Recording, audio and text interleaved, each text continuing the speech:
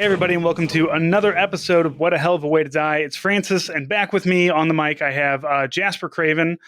Jasper, who is a freelance journalist and spent a lot of time and a lot of great articles about the military, about the VA, and things like that. We've had him on before. Excited to have you back on, Jasper. How are you doing? I'm doing great. How the hell are you? I'm here. It's Friday. I'm excited. It's a nice day outside. Like, no matter the podcast, no matter what it is, I always have to talk about the weather. It's now just become a compulsion of mine. That's what happens when you become a dad. If you ever have a kid, Jasper, this is your future right here. Is always having a commentary about the weather. Hey man, I'm talking about the weather. I'm about to turn 30, so maybe it's a 30 thing, but I'm obsessed with the weather too. Yeah, eventually, like you get to an age, and you start. You don't have to like literally become a dad, but you start getting the you find a chair that like you like. Like this is my chair. This is my spot on the couch. That's what your 30s is discovering how to be comfortable. And then I'm about to turn 40. I'm 39 now, so I will be 40 in under a year, and I'm looking forward to what the next decade is. The thing that I'm going to discover. Maybe I'm going to get really into financial planning or something. I don't know. Whatever it is that like boring middle class white dudes get into in their 40s. I already like watch way too many war movies and stuff, so I've already got that covered. Do you have a flashy car yet? No, I'm not really into cars, and I don't leave the house very often. I work from home. We homeschool. My wife works from home. I don't have the flashy car. However, I have found that there is a place that you can buy DeLorean parts and build your own DeLorean, or have one built and sent to you, like from the 1980s. So that would be my flashy car if anybody is curious. How I would lose my mind in a car kind of way. More than likely, I'm going to, do something equally insane, but with podcasting gear. I don't know. We'll see Respect. how it goes. So Jasper, I'm bringing you on because you've got a new book coming out. You've got this book, Our Veterans, Winners, Losers, Friends, and Enemies, on the new terrain of Veterans Affairs. Now, and I've been wondering what you've been working on because I keep up with with your blog. I know it's not a blog, it's Substack, whatever. Where you do a lot of your freelance writing that isn't picked up by an outlet or something. There wasn't a whole lot going on there, and it turns out you've been writing this book. So kind of tell me what took you down the pathway of wanting to do something beyond the feature articles that you've been doing. Yeah, well, I think, having covered veterans issues in the military for about 5 years now, I started to pick up on trends, as I sort of like reported more stories out. And it really felt like, you know, the state of veteran life in America was on very shaky ground, and there were just sort of like a lot of overwhelming broad developments that it felt worthy to sort of connect the dots and make a sort of more concentrated argument by pointing to, the reporting by myself and others over the last few years. You know, it's always been tricky in some ways to be a veteran in America. But, because the veteran population has historically been so significant, so large, the political power of that constituency has generally led to, a series of fairly positive policy developments, whether it's, the GI Bill or, healthcare, anti homelessness efforts, that sort of stuff. Like the VA is a flawed institution, no doubt, but it really is the result of incredibly aggressive advocacy from veterans advocates.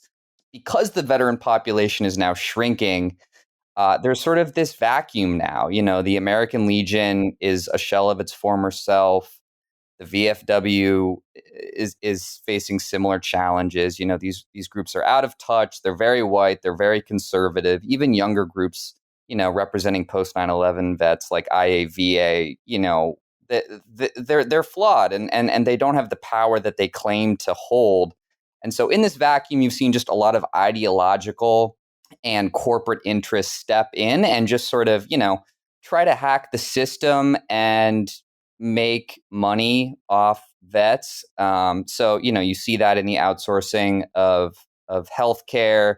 You see it in these shitty for-profit colleges like University of Phoenix that take advantage of GI Bill dollars. You see it in veterans charities that claim to be helping those who served when really they're lining their pockets. You see it like in big corporations like Amazon and Walmart that sort of pad their images, that their reputations, I should say, by sort of pointing to these veteran job programs when in fact they're putting vets in grueling, terrible, low-paying jobs that can exacerbate their issues.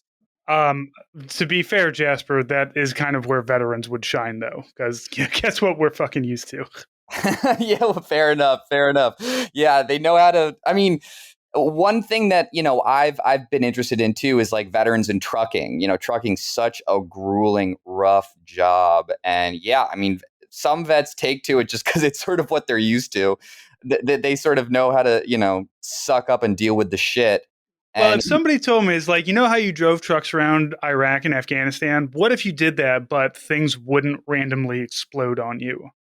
And I know that there's a lot of problems in trucking industries and everything, but when the bar is set so low, when you're like, just like, can I have a job where somebody doesn't actively shoot at me? It's like Amazon's just like, yeah, and you're used to pissing in bottles. Guess what? yeah, yeah, no, exactly, exactly. Yeah, that's a good point.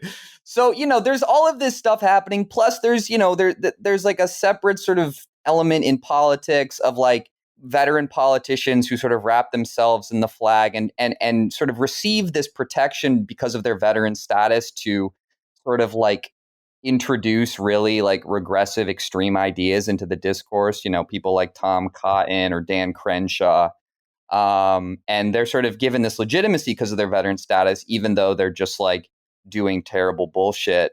You even see like conservative, Republican veterans in Congress voting against like the expansion of GI Bill benefits. It's just like this weird world that we have now entered. And so that's what the book is trying to capture.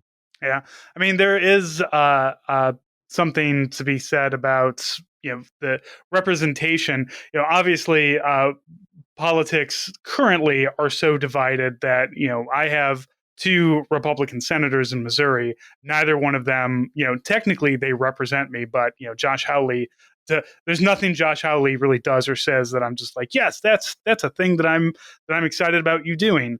The same thing comes from like these military representatives. They represent a part of the military that agrees with them, but never considers like, hey, maybe there's these other people that need something. It's as it always has been, and as you have pointed out many times in the past, it's a political club, or a political cudgel to use.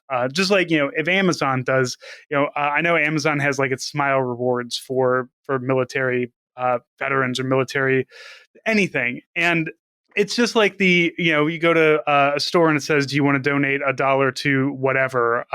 That's just a tax write-off for the store. Does it help veterans? Sure, but it's probably helping the company itself way more than it's helping veterans. There's not like there's no pinch to it. There's no we as a company are going to make a sacrifice because these people matter to us.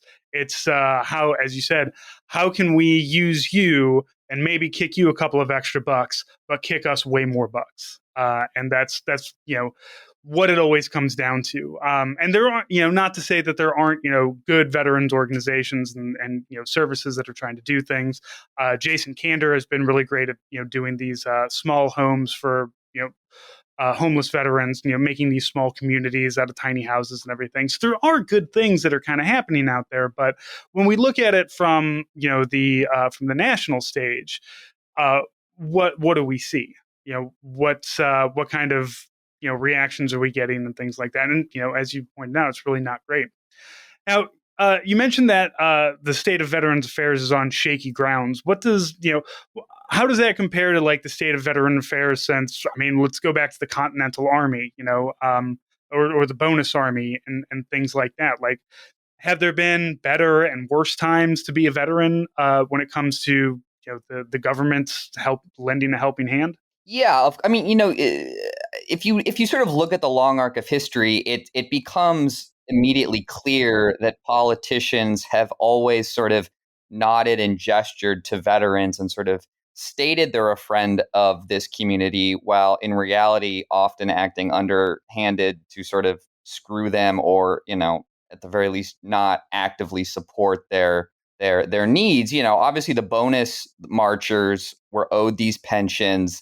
They were not getting them, and they had to, do pretty radical tactics, set up this encampment and be violently suppressed in a way that elicited news coverage in order to get the money that was owed to them.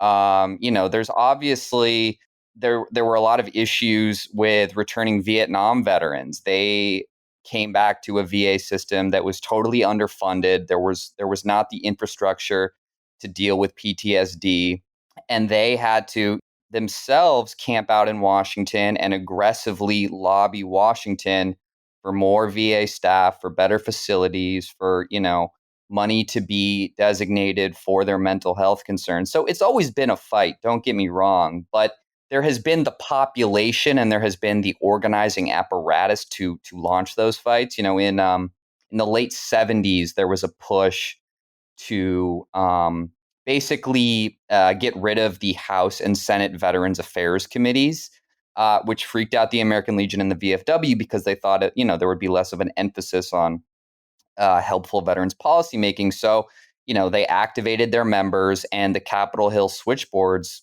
became totally jammed by members of the VFW and the Legion, pissed off, yelling at their Congress people, telling them not to make these moves. And, overnight that initiative was totally scrapped.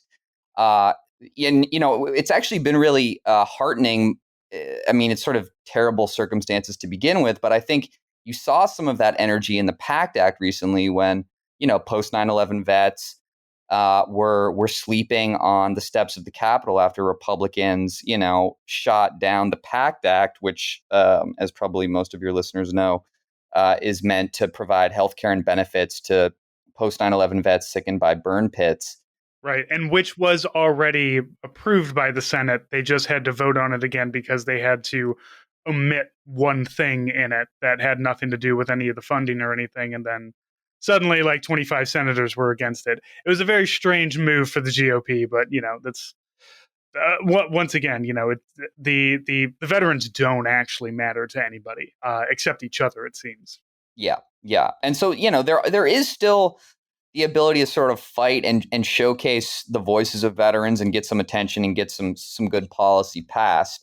But again, there's a lot of there's just these massive healthcare companies now that are donating millions of dollars to lawmakers on the House and Senate Veterans Affairs Committee, and who are lobbying super hard for legislation to outsource care to the private sector, or to sell their shady PTSD snake oil to vets and get a public-private partnership with the VA. So there's just also been a proliferation of shady actors who can sometimes be a little difficult to sort of nail down, camouflaged among, the bona fide veterans advocates. Yeah, I did just do an episode on a literal cult that was dragging people into veterans, specifically veterans, and preying on their VA benefits and their GI benefits and the GI Bill benefits and stuff like that. So these organizations absolutely exist, and I really wish that the government would do more about them. But it's I. I don't know if it's a bureaucratic thing or if it's technically they're not breaking the law, so we can't do anything about it. While meanwhile, it's literally a cult. So I'm not sure what the answer is to something along those lines. And I am curious. We're talking about veterans healthcare, talking about the PACT Act. There are some veterans who can't get to a VA hospital. So the idea of public and private healthcare for veterans, being kind of swapped back and forth. I believe that we have something like that. If you can't get to if you're in American Samoa, you don't have your closest VA hospital is in, I believe, Hawaii, so can't exactly drive there. when it does come to veterans health, what are we seeing? Like, we've got the PACT Act, that's great, but what is it for me? I have in St. Louis, I have two VA hospitals I can go to, but somebody who's in the middle of nowhere, Arkansas, might not have something like that. What kind of what do they have to help them out? Yeah, sure. Well, I mean, for a long time, if a vet, struggled to get into a VA because it was too far away or the wait times were too long or that, a local VA didn't offer specialized care, the VA would send them out to the private sector and that worked fine. Basically, what's happened in recent years is Republicans have pushed a series of proposals to make it much easier to go into the private sector. This has sort of been sold as, giving veterans choice to, go where they want and also to, lessen wait times. Um, but, in truth, the private sector has terribly long wait times and it doesn't actually track those metrics well at all, whereas VA is like much stricter about it. And so, what's basically ended up happening is a bunch of vets are just kicked to the private sector if, some scheduling data tells them that that's where they should go. Then often, they're waiting months for care that they could have gotten in the VA sooner, and it's shitty care. And the medical records that are created in the private sector aren't sent back to the VA, which creates like dangerous black holes in terms of like prescription information and treatment information. I mean, it just part of the reason why the VA is consistently rated as superior to the private sector on quality is that there is just incredible integration of health records. And, the heart doc can talk to the mental health doc, who can talk to the pharmacist, who can talk to the, nutritionist. And there's just like, there's good coordination of the care. And there's also a sort of more holistic approach than what happens in the private sector. And so what's happening is care is just becoming a lot more fractured. And rather than invest the money in more C-box, like outpatient clinics or, places in rural settings, vets are just sort of being pushed into the private sector, oftentimes when it's not the right decision medically. The idea, the concept of a of choice as well, like healthcare provider choice, like, I know that that's a big sticking point for every conservative. It's like, oh, we want everybody to have a choice, we don't want you to be forced to do this. But I'm I am almost 40, and I did not really have a regular doctor until about 3 or 4 years ago. And really, I just picked them randomly off of, like, this person is close and in my network, so fine. This is a person that I can, this is a doctor that I can tell all my nonsense to. So, like, the idea of just like, oh no, we'll just give you vouchers so you can go to your doctor, and saying that to, like, a 26-year-old medically released, former sergeant who's got, CTE or has tinnitus or something like that. The idea of, like, no, you can go to your doctor that you have. That guy doesn't have a doctor, like, most likely. If they do, it should be a VA guy who understands these things. Like, oh yeah, you were in Iraq. I understand all the things that would happen to you, because most of the guys who come in here were in Iraq and they got hit by IEDs, or they were near burn pits, or they were, any of the other multitudes of things that happen to soldiers, whether through violence or just through accidents. So it is very, I mean, it's not strange. I understand why, they do it. It's because somebody's making money off of the backs of veterans, but it's a strange talking point to kind of put out there. Yeah, absolutely. And I mean, I can't tell you how many interviews I've had with vets who have gone to private providers and, they're not asked any questions about their service history. I mean, there was one dude I spoke to who had undiagnosed PTSD. He was in the private sector and, he just got a bunch of sleeping pills. Like, there was no mental health element to his treatment. There was no discussion of his service. It was just, scripts. And like, obviously the VA's had prescription abuse issues. But at the same time, they've pioneered the best evidence-based mental health treatments that we've got, and they focus on those. And generally, I think they sort of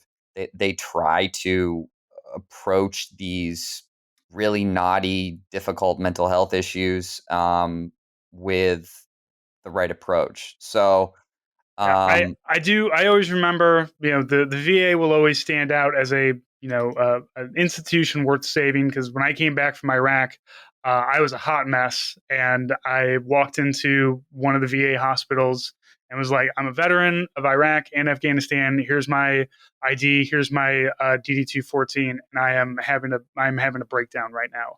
And they immediately got me to somebody. They're like, are you in danger of harming yourself? I'm like, no, I'm not suicidal. I am just, falling apart though.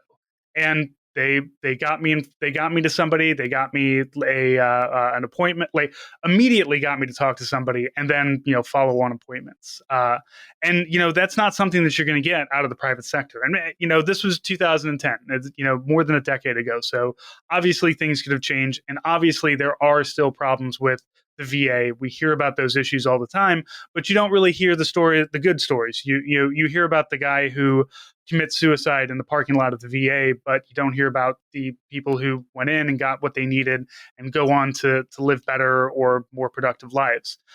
Which is not to say don't focus on the guy who's killing himself in the parking lot, but it is to say that it's not all flawed. It's not all terrible.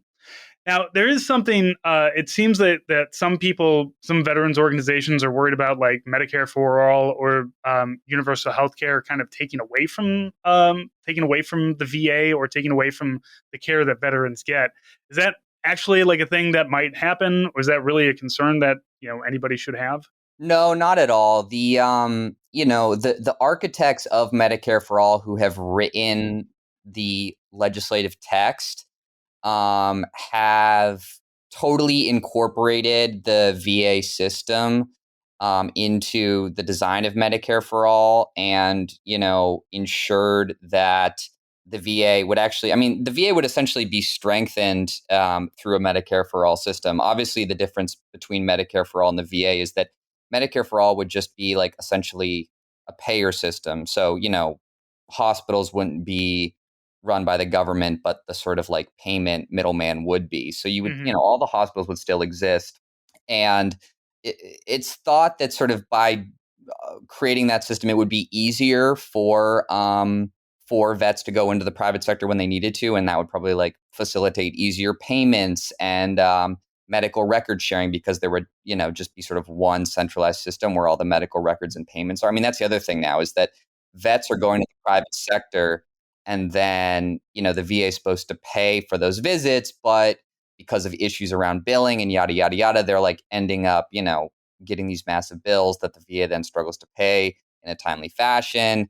They hurt the credit score of the vet, yada yada yada. Like, there's all of these issues, and Medicare for All would hopefully clear that up. I mean, there's definitely like a separate concern, I think, from some veterans groups. Like, they don't, I think some vets are very territorial, and like the safety net that they have is one that they're not really willing to share with other people. Sure. They want free college, but they don't want civilians to have it. And I mean, certainly, I think there needs to be some like special acknowledgement and support, government support for people who serve in the military. Obviously, it's a big incentive for recruiting, healthcare and GI Bill and all of that stuff. But I think there needs to be like a lot of support for that community. But I don't think that necessarily should mean that civilians don't have access to those same sorts of programs.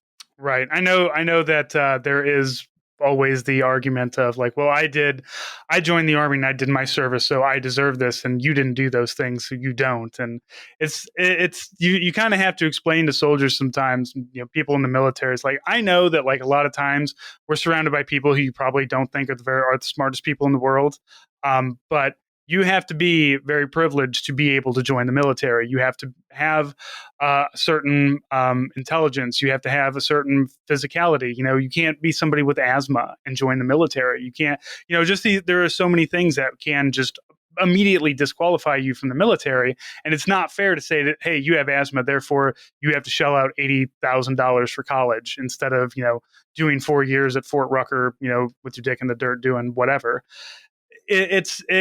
And I always hate that argument from soldiers, because, like, the whole thing, right? You just put your hand up and you say the oath, and you're like, I'm going to protect the Constitution, and I want to, protect the United States of America.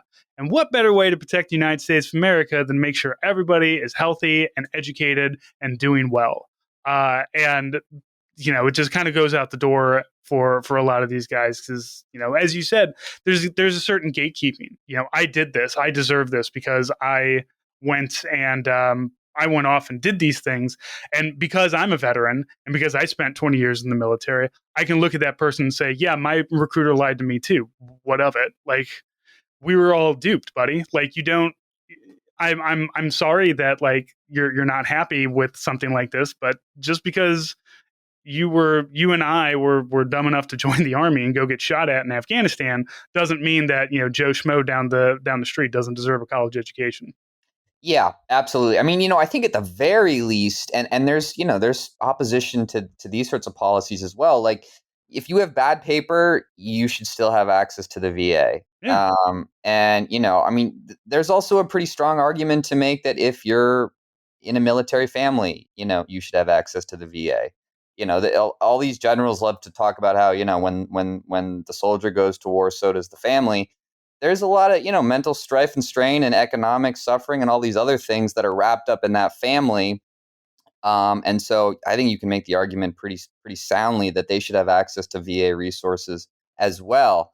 And if you're active duty, you probably do, but there's hundreds of thousands of reserve and national guard who don't have that and don't have support. Like, if you're on a military base and your spouse deploys, there is, dependent. I know that it's not great, but there is at least some kind of support there.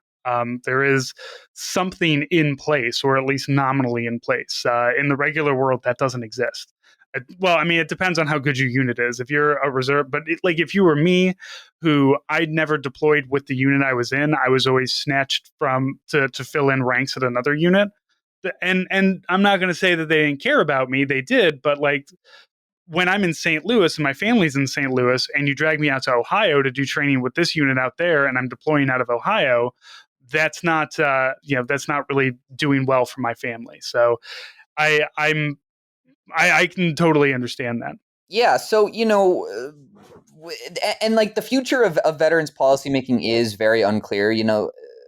There's not a lot of like imaginative thinking when it comes to these sorts of ideas, or like just ways in general to sort of to reinvent and sort of shore up the VA for the coming century. Like the sort of thinking now is that the war on terror is over, and the veterans population is small and also young and healthy relatively, and so like the VA can sort of shrink in perpetuity because America's never going to go to war, and we don't really have to worry about keeping this system strong and in place. I mean, there's efforts right now by VA Secretary Dennis McDonough to like shutter VA facilities across the country because a lot of them are underutilized, and there might be some infrastructure moves to make to ensure that like the system is being properly utilized, but it's wild to me that there's sort of this prevailing notion that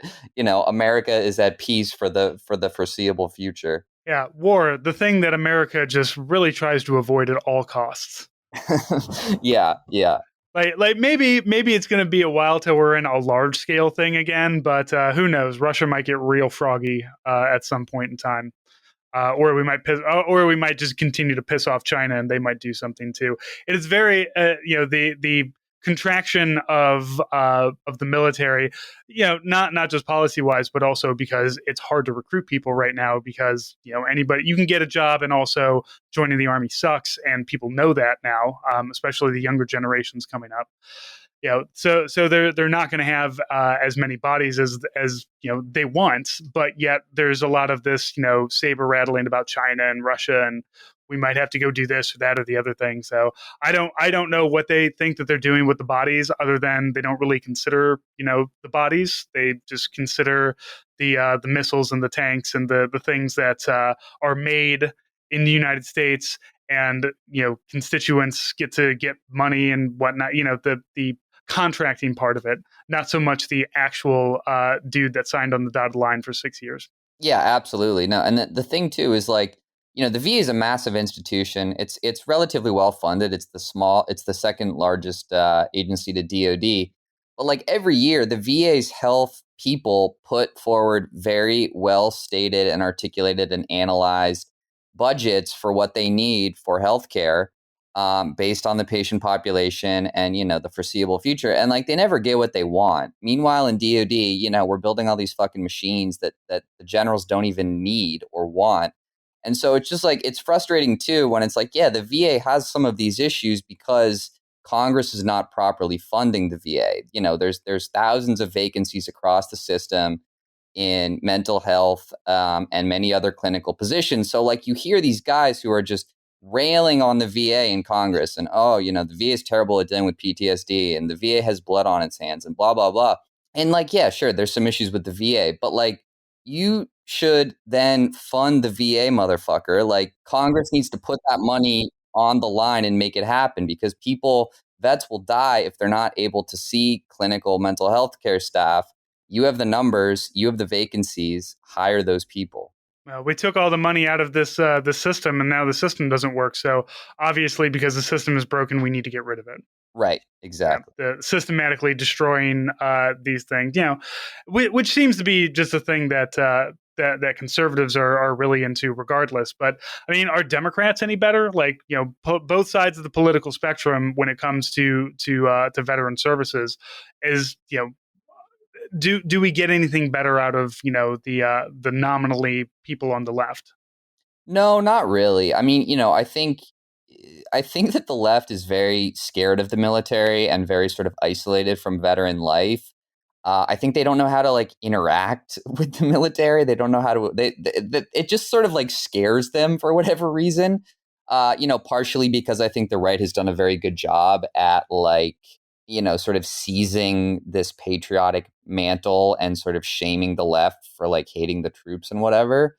So the left doesn't really put much attention on it besides sort of the nominal like flag waving on Veterans Day. I mean, if you look at like the House and Senate Veterans Affairs Committee, there's not many like stars of the party who are focusing on veterans policymaking, which is a shame because, there's a lot of good that can be done.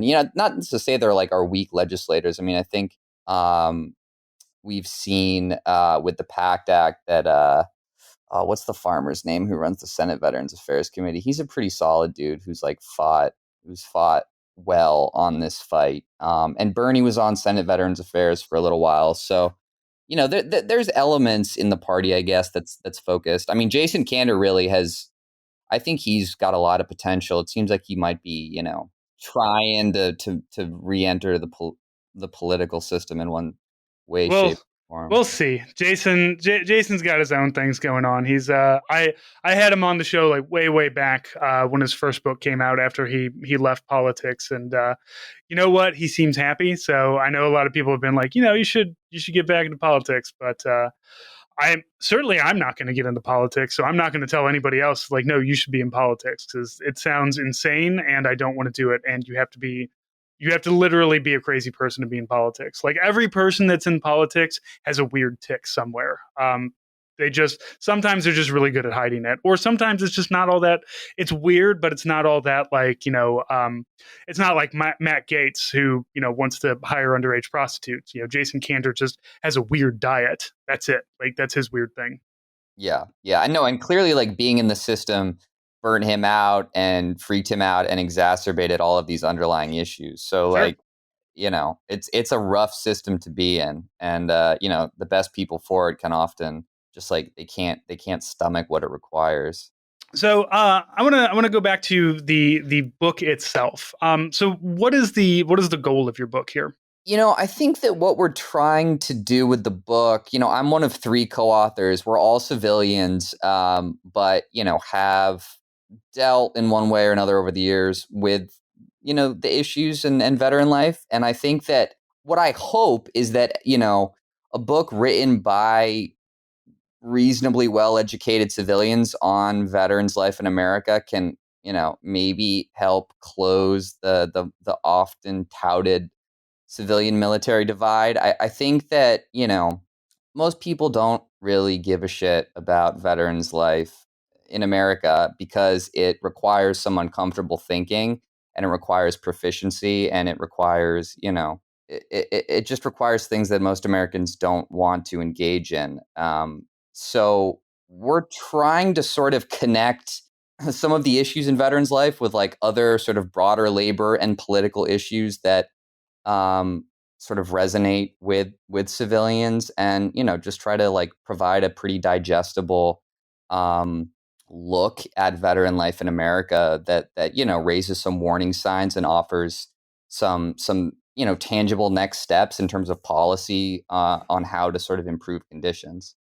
And that's a fantastic direction to go with this, because yeah, absolutely, the that civilians and the military, there has always been a divide, but the last 20 years of war, there's not been a draft or anything, so I really feel like that your average American is not affected by war anymore. Like, maybe not in a way that like really hits home, like in ways that are ignorable, like, oh, we have to, we stand and do the Star Spangled Banner at the beginning of the baseball game. It's not something we used to do. Like 20 years ago, we didn't do that.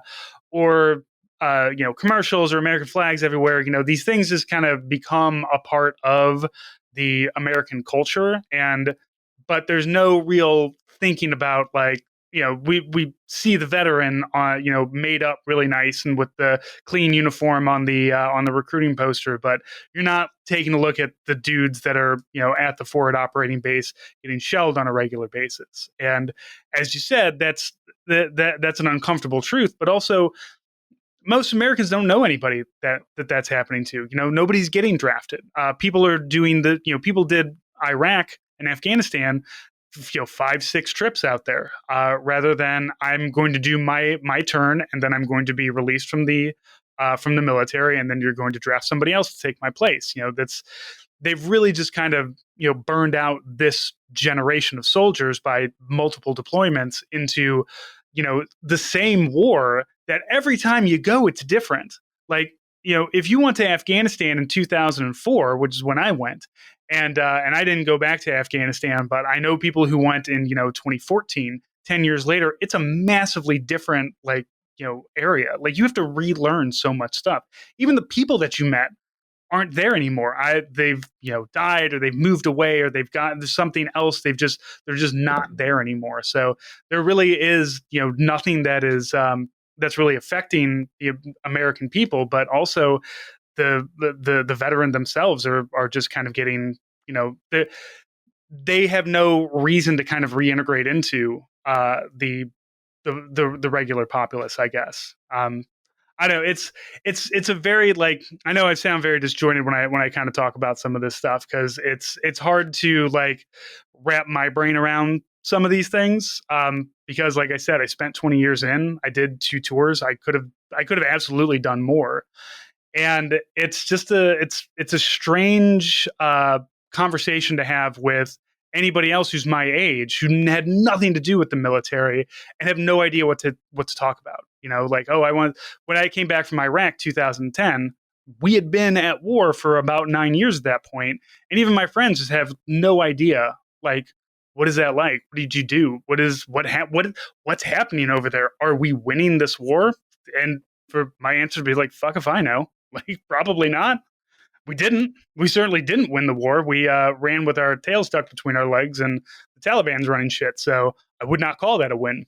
Yeah. Yeah, no, I mean, I think also what we're trying to do is spur a dialogue. Like, we certainly give a lot of voice to frustrations that vets have, with their with the state of the VA, with the state of veteran politics, with the state of economic life in America. Um, I think we also try to interrogate and separate out, different types of veterans, officers and enlisted, people who, exit the Pentagon and have sort of a pure sense of mission, who use that in like really beautiful, helpful ways. I think Jason Kander is a good example of that. But also people who get out and say, "Oh shit, I'm a veteran. This is a nice chip I can play.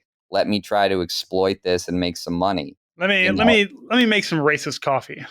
Who wants, who Exactly, wants to buy my exactly. racism coffee? Exactly. And like, I think that a lot of people can't really distinguish that. And it's sort of like, oh, veteran, veteran equals good. I love veteran. I respect veteran.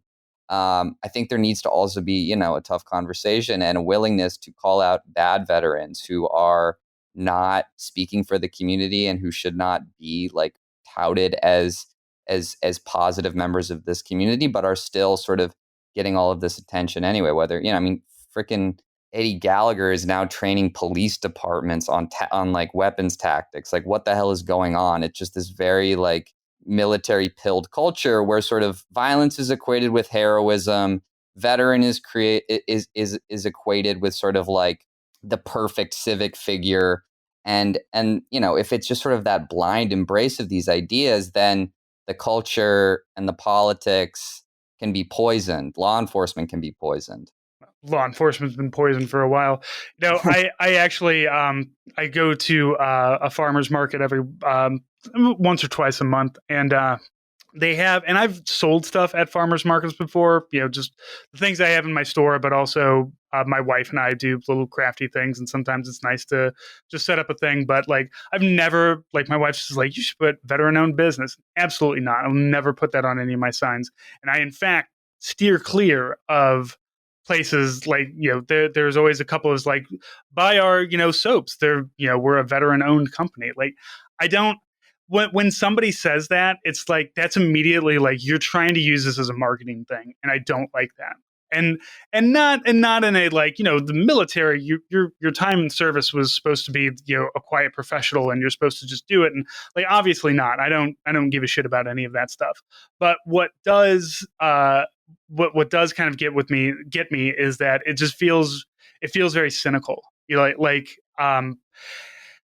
And shit, we talk about we're a veteran podcast, obviously, but it just to use that as a marketing thing, it just to me feels, I don't know, it feels exploitative. Like it feels like you're trying to exploit this thing. Like I have this, like you said, I have this chip that I can play that I can use to make more money, and that's fine in some respects, but I don't know. It's always kind of rubbed me the wrong way.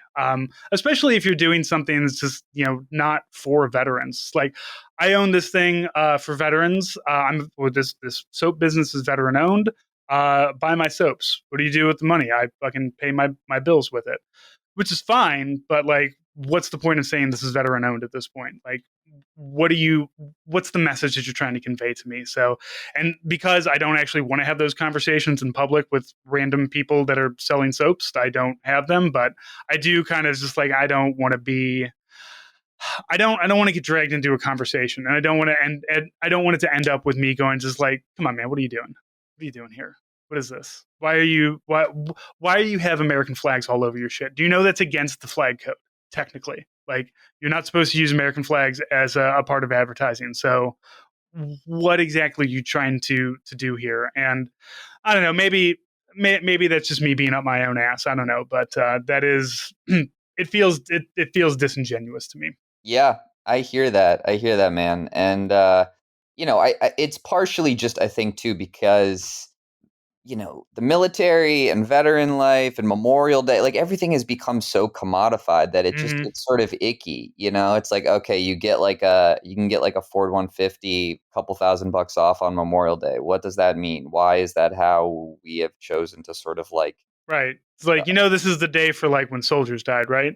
yeah, And again, also, I'm not the kind of guy to just be like, you guys should be more somber on Memorial Day. No, it's a 3-day weekend. Knock yourselves out. But for somebody to enjoy themselves, in their backyard with their family, like, yeah, I give people days off for that all the time. But as soon as you're trying to sell me a mattress, I'm going to have some questions for you.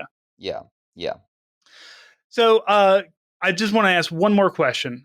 Are veterans winners, losers, friends, and enemies? Who are the winners, losers, friends, and or enemies? I think that the enemies, we sort of like embrace and sort of reinterpret this idea of friendly fire in the book in a sort of civilian context because again, there tragically exist conditions today where, veterans are starting scammy nonprofits. They are working for healthcare companies to lobby, for the outsourcing and the weakening of the VA. They are, putting their name on dodgy products. These are people, and they're running for office on incredibly like dangerous ideas, or just participating in racist white supremacist militia groups. Trying to do a coup, Right. as many of the January 6th, a lot of veterans in there who it's very confusing. I don't know what you guys thought the Constitution said. Yeah. Yeah. And so, again, I think it's trying to sort of grapple with the fact that like there are enemies in this community. Many of them are just like civilians who are trying to be, shisty and co-opt the flag and do all this thing. But like there's veterans in that group as well. Obviously friends, there like are incredible, untold numbers of incredible vets who are pushing back against these efforts, who are defending the VA, who are securing healthcare for victims of burn pits, and so like we're sort of just trying to sort of assess all of these different figures, how they're interacting, who's winning, who's losing. I mean, like there's just there, and there's a lot of sort of losers like on the lower levels who are getting scammed by these people, or getting a shitty education because they were sold a bill of goods by for-profit colleges, or they're going to like a for-profit claims company and not getting any help with their VA disability benefits. So there's just like a lot of pitfalls now for veterans just trying to navigate civilian life, on top of all of the other challenges in transitioning back to civilian life in America. There's just like all of these, forces out there that are, trying to co-opt them or make a buck off them. So we are trying to lay out those challenges and sort of offer a warning here, in hopes that some of these forces can lose a little bit of their power, or at least sort of prestige. Or at least let veterans know, hey, here's how to navigate these waters. Here's how to not fall in with an extremist group or a cult or a college that is going to screw you over. And unfortunately, there's just not a lot of protections for your average 19-year-old E2 or E3 who's feeling himself. He's got his first paycheck in his pocket and he wants to start bettering himself, or he wants to get involved in something. And it's like, how do you make this so that in 10 to 15 years they're not waving a gun around in the Capitol building and then getting arrested? Who knows? But hopefully, if hope through this book and through the work that you're doing, I mean, you're not even 30 yet, Jasper, so don't worry, you got plenty more to call out here. But and certainly one of the reasons why I have this show and have people like you on is because we have a lot of non-military people who are listeners and who are fans. And this is a way that this is an approachable way. And your book is also an approachable way to kind of have that understanding. Here's a book about the military that is written by civilians who give a shit. And that's not a thing that there's a lot of. I can't think of any other books or anything that is any kind of media that anybody can pick up and have these conversations and start doing this kind of stuff. So I'm really grateful. I always tell you, Jasper, I'm always grateful about what you do, because I think it's very important for civilians to to have a voice in this, especially like how old were you when 9/11 happened? Like you were grade schooler maybe? Yeah. Yeah. So this is, this is a thing that has been your entire life, including most of your childhood. 9/11 happened when I was 18 and already in basic training. So like it was, I got to have my nice quiet childhood. But the people who were like affected by this and who have questions and who want to get more into it, this is a great way. So it's called Our Veterans, Winners, Losers, Friends, and Enemies on the New Terrain of Veteran Affairs. Pick it up. Follow Jasper on Twitter at Jasper_Craven. And Jasper, as always, thank you for coming on and talking with us. Yeah, thanks, Francis. Always a pleasure. All right, everybody. Thank you so much, and we'll talk to you next week.